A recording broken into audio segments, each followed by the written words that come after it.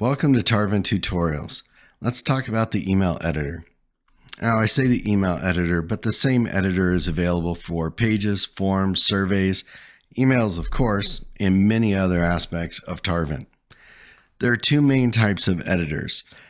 There's a drag and drop editor you see here, and then we also have a code editor that allows you to edit source code, such as HTML source or AMP source. Now within the editor, we have an autosave feature. Now in addition to that autosave, we also have a recovery feature.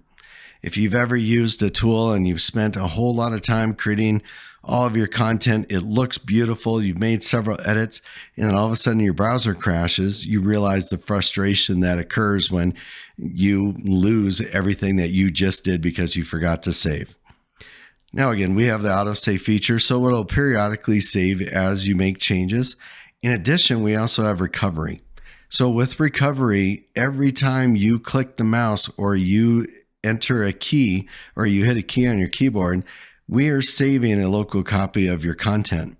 That way, if your browser crashes, the next time you go into the particular email or template or whatever it is that you were editing, next time you go into that, the system will ask you if you want to recover the lost changes that weren't saved. That way you never miss any changes, you never lose anything that you were working on. We'll be able to automatically recover that, and then you can save it from there. Now, the editor has some basic principles that we want to go over to make sure that you understand kind of how the system works. So the editor is made up of rows, columns, and elements. So in this case, we have one very large row, and then we have a row down here. Within that row, there is a column. There's one column right now. And then within the column, you can have your elements. Your elements can be content, image, and so on. And I'll show you how to add those in a minute. Now within an element, I can click on it and I have options that are available. I can move this content around the page. I can also copy it.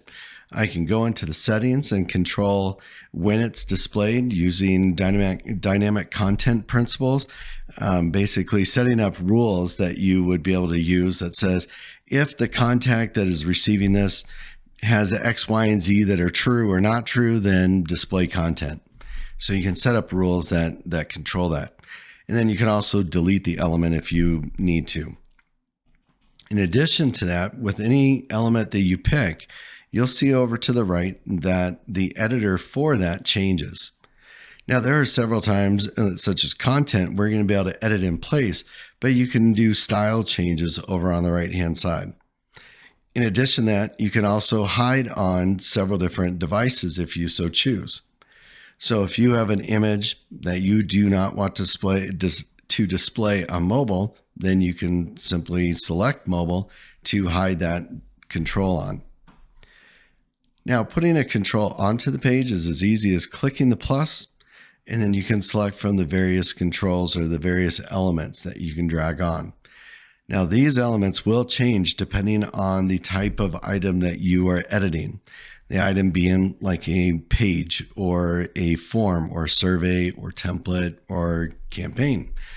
In addition, when you're in the content area, we offer Artitelli. This is our artificial intelligence engine that allows you to generate content based on keywords or more advanced questions that you can ask. The backside, it integrates with OpenAI or ChatGPT, and it will allow you to generate that content accordingly. In addition, when I drag on an image, I can select an image by clicking and going in and selecting an image that I so choose. You can upload images here. Same thing with documents, but you can upload them through the image or document manager. You can also do that through the library.